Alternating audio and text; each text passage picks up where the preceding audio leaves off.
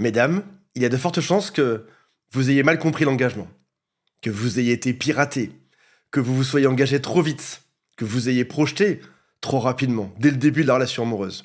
Et en réalité, les signaux que vous avez vus en face de vous étaient faux.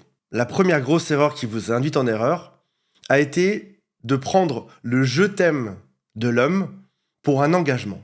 Alors qu'en réalité, c'était plutôt une phrase marketing qu'un contrat notarié. Si vous regardez les statistiques, elles sont unanimes. Les hommes disent toujours bien plus tôt que les femmes le fameux je t'aime. Et on arrive donc sur le premier souci.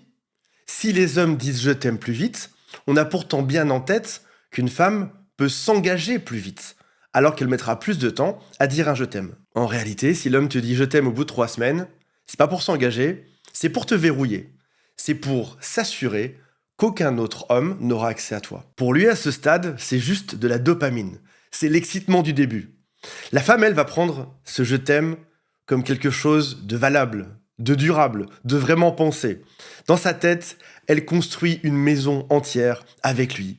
Alors qu'en réalité, il est juste en train de visiter comme un VIP ton propre terrain.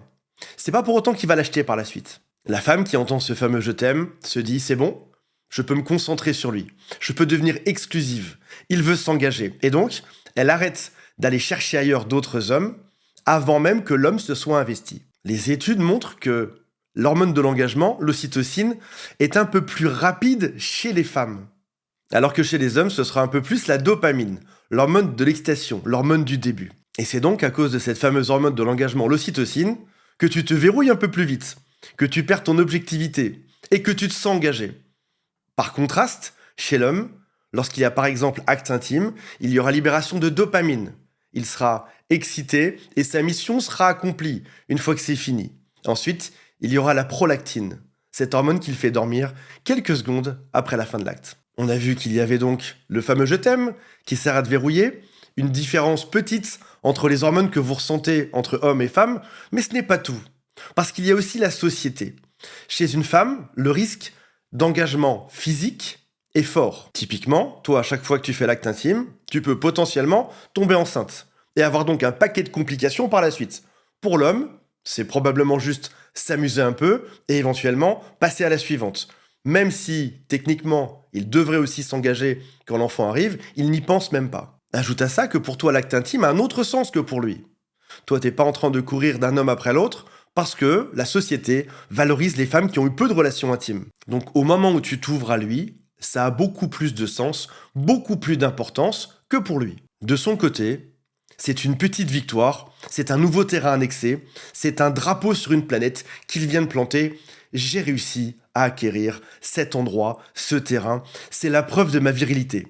Je suis donc le chef de la tribu parce que j'ai du succès, parce que j'arrive à séduire. Une quatrième erreur qui est très féminine, c'est la projection. Une femme ne tombe pas amoureuse d'un homme en l'état, elle tombe amoureuse d'un potentiel. Si je changeais juste ça et ça et ça, alors il serait parfait. Ne hurlez pas dans les commentaires et observez juste autour de vous, et si ce n'est pas votre cas, c'est probablement le cas de vos copines. Une blague à ce sujet disait que pour un homme, s'il y a 80% qui est bon, il se dira « tant mieux, on fera avec les 20% restants ». Alors que pour une femme, s'il y a 20% de bon, et ça va être très simple, on va juste changer les 80% restants. Une femme peut se dire, avec mon amour, avec ma patience, avec ma bienveillance, je peux le transformer en un mari génial. L'homme, lui, est très différent. C'est un joueur de casino. Il va miser des petites sommes sur la relation pour voir ce qu'il peut en obtenir.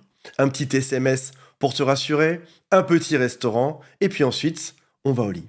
Le jackpot qu'il essaye d'obtenir, c'est ton exclusivité. Mais pour autant, il peut aussi aller voir ailleurs.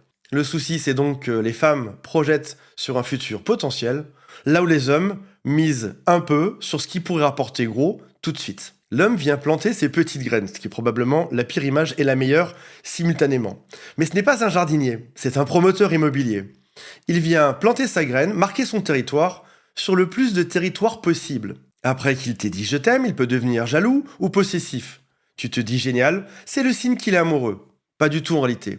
Il veut juste s'assurer qu'aucun autre homme viendra planter les graines sur son terrain, sur ce qui lui appartient. Pour conclure, gardez bien en tête que pour une femme, l'engagement, c'est le début d'une belle histoire potentielle.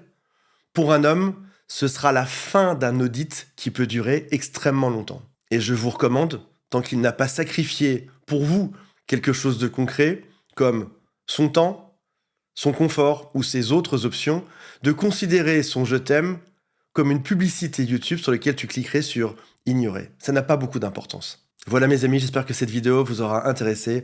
On se retrouve prochainement. Salut à tous, bye.